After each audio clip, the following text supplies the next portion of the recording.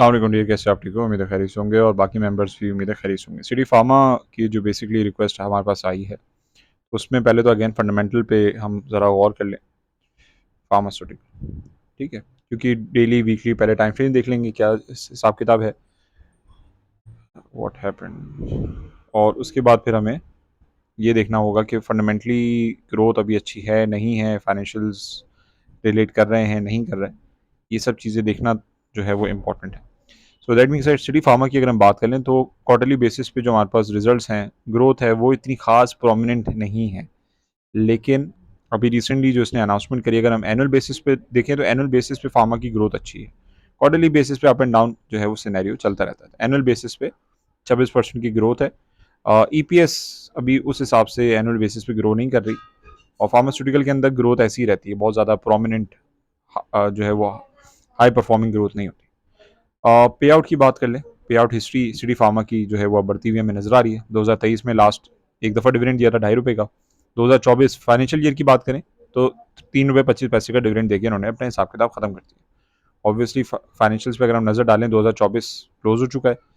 अब quarterly basis पे जो 2025 जुलाई, अगस्त, सितंबर का जो रिजल्ट है वो निकल कर आएगा। कब आएगा वो अभी हमें देखना बाकी है, क्योंकि अभी फर्दर कोई अनाउंसमेंट नहीं है। अभी रिसेंटली इन्होंने अपना ईयर क्लोज किया, तो अभी अक्टूबर में जाके इन्होंने अगर बोर्ड मीटिंग और कंप्लीट करी है तो फिर ये है कि अब ये बोर्ड मीटिंग इन प्रोग्रेस है। कल की अगर हम बात करें तो उसमें ये है कि कोई और मज़ीद अनाउंसमेंट नहीं है।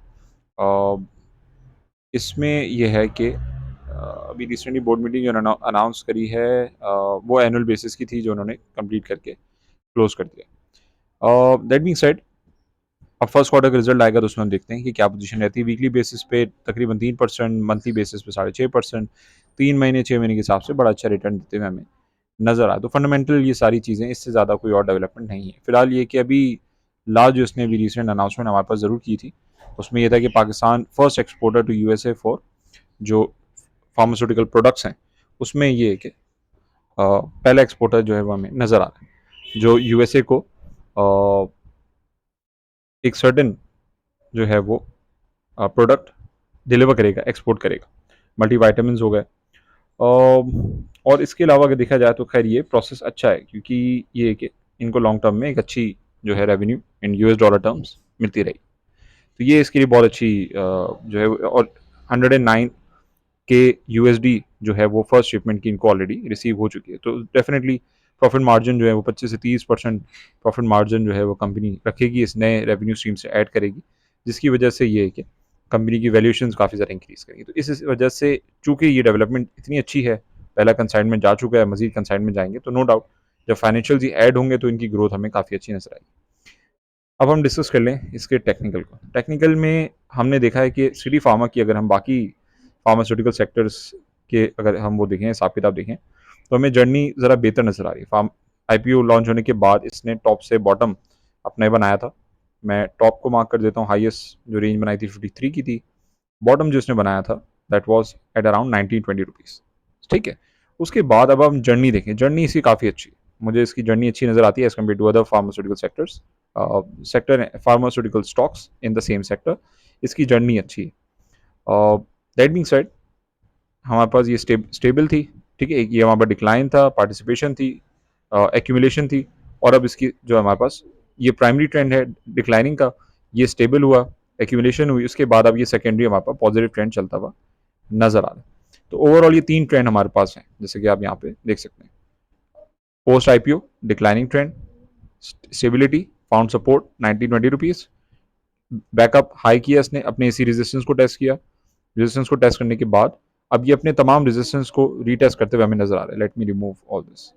अब देखिए, मैं तब साथ साथ जो है ना, जितने भी रेजिस्टेंस ने अबूर किए, अब देखिए ये रेजिस्टेंस है जो वहाँ पर लेफ्ट साइड पे डिक्लाइनिंग बेरिश ट्रेंड है, उसी रेजिस्टेंस को टेस्ट किया, दोबारा डिक्लाइन किया, फिर इसको तोड़ा। तोड़ने के बाद हम देख सकते हैं कि ये हमारे पास पे सेकंड रेजिस्टेंस है, लेफ्ट साइड पे आप देख सकते हैं। इस रेजिस्टेंस को इसने बेसिकली मार्क किया।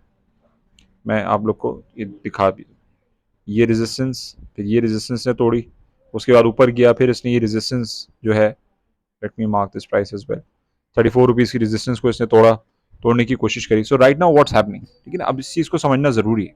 अभी ये जिस पोजीशन पे खड़ा हुआ है, आप देख सकते हैं कि इसका मोमेंटम जो है ऑन दी अपसाइड है। ऑल्दो अभी इसने इस रेंज को इसने रीटेस्ट नहीं किया, जो 32-33 वाली रेंज है इसने रीटेस्ट नहीं किया, इससे थोड़ी सी ऊपर 34 रुपीज़ की रेंज को रीटेस्ट किया, जो कि हमारे पास यही रेंज बनती है, विच मीन्स कि इसने अपनी 34 रुपीज़ की रेंज को रीटेस्ट कर लिया। नाउ व्हाट्स हैपनिंग कि अब देखिए इसका ट्रेंड तो पॉजिटिव है, 36.85 37 रुपीज़ पे खड़ा है, but what it is fighting, अब ये फाइट किस चीज़ को कर रहा है, ये फाइट कर रहा है अपनी इसी पुरानी रेजिस्टेंस को, इस रेजिस्टेंस को, आप देखिए इस रेजिस्टेंस को ये फाइट कर रहा है, and it will take some time for Citi Pharma to break this resistance, क्योंकि ये बहुत मेजर रेजिस्टेंस है। क्यों? अब आप देखें कि यहाँ पे अगर आप थोड़ा सा गौर करें आप लोग, मैं आप लोग यहाँ दिखा रहा हूँ, डबल टॉप बनाओ, डबल टॉप की रेजिस्टेंस को ब्रेक करना आसान नहीं होता। इधर आप देखें, इधर हमारे पास, ठीक है ना, इधर भी डबल टॉप है, इधर हमारे पास सिंगल टॉप है, उसके बाद डिक्लाइन है। तो ये जो डबल टॉप बना हुआ है ना, ये बहुत क्रूशल है, ये इस डबल टॉप को ब्रेक करना आसान नहीं। तो आपने अच्छा वो मुझसे ये सवाल किया, सिटी फार्मा का टेक्निकल एनालिसिस शेयर करते हैं। इस टॉप को तोड़ने के लिए सिटी फार्मा को अच्छी वॉल्यूम चाहिए, along side index positivity support, index के पॉजिटिव होना जरूरी है, इसके वॉल्यूम्स का पॉजिटिव होना मैसिवली जरूरी है। सो राइट नाउ अगर हम वॉल्यूम पे नजर डालें, ठीक है ना, नीचे अगर आप लोग वॉल्यूम पे नजर डालें तो वॉल्यूम का ट्रेंड जो है वो आप देख सकते हैं कि यहाँ पे हमें पिटाई हुई इसकी, द स्टॉक केम डाउन, फिर इसके अंदर buying I, green candle, positive green candle, the stock went up, इस वॉल्यूम को इस वॉल्यूम से इसने तोड़ा, जबकि सिमिलर सिमिलर वॉल्यूम अगर आप इसकी प्राइस हाइट देखें, हाइट दोनों की सेम है। राइट नाउ व्हाट्स हैपनिंग कि सिमिलरली इस हाइट को ब्रेक करने की कोशिश करे जिसमें वो नाकाम। So in my opinion the stock should come down to around 3450, 3450 पे आएगा तो उसको ये अपने बॉटम की अच्छी सपोर्ट मिल जाएगी, and from there onwards I think it will have the capacity to bounce back up again and try to break 39 rupees resistance। यहाँ पे ये अपने आप को बॉटम बनाता है, बॉटम बनाने के बाद 34 50 35, उसके बाद जब ये रैली करेगा आगे जाके then it will be able to break this resistance, and on a longer term basis along with the financial growth in my opinion till December it should be trading above 42 rupees, इसको 42 rupees से ऊपर trade करना चाहिए, around 44 45 तक इसको करना चाहिए trade. तो ये जो है ना, ये क्रूशल थोड़ा सा मैसी हो गया, लेकिन टेक्निकल में इसी तरह समझनी पड़ती हैं चीज़ें, इसी तरह देखनी पड़ती हैं चीज़ें, तो ये आसान नहीं है, ठीक है ना। इसको अभी जिस फेज़ में ये इस वक्त है, इस फेज़ में आसान नहीं है इसको कि यहाँ से मजीद और रैली बनाए। I think it should come down to correct itself around 34 35 rupees and then retry again. जब रीट्राई करेगा second time in a row, तो फर्स्ट टाइम में कभी भी स्टॉक बीट नहीं करता, सेकंड टाइम में बीट करता है। अब आप देखें आपके सामने इस वक्त ये 36, apologies of the noise in the background, but what's happening के अभी इसने अपना हाई बनाया 37 38 का, क्लोज टू 39 का इसने रीटेस्ट किया, फेल हुआ, फेल होने के बाद क्या कर रहा है, अब करेक्शन ले रहा है। So it should come down to around 35 rupees. अगर कोई नया पार्टिसिपेट इसका करना चाहता है, मजीद एवरेज करना चाहते हैं आप लोग, तो I think 35 rupees will be a good rate. अभी इसके अंदर जो है वो इन माई ओपिनियन, चूंकि ये बहुत स्ट्रॉन्ग रेजिस्टेंस है, अभी इसको करेक्ट होने दें, करेक्शन हो जाए फिर इसके अंदर जो है वो बाइंग कर रहा हूँ 36 रुपीज़, और 36 रुपीज़ से नीचे आ रहा है तो बहुत अच्छी एक्यूमुलेशन जोन हमें नजर आ जाए, कंसिडरिंग कि इसका आगे 3 रुपये 25 पैसे का डिविडेंड भी है जो 17 तारीख को इंशाल्लाह एक्स होगा। So I hope this analysis justify your query and do let me know अगर आप लोग का कोई और क्वेरी हो या question. Thank you so much, take care, अल्लाह हाफिज़।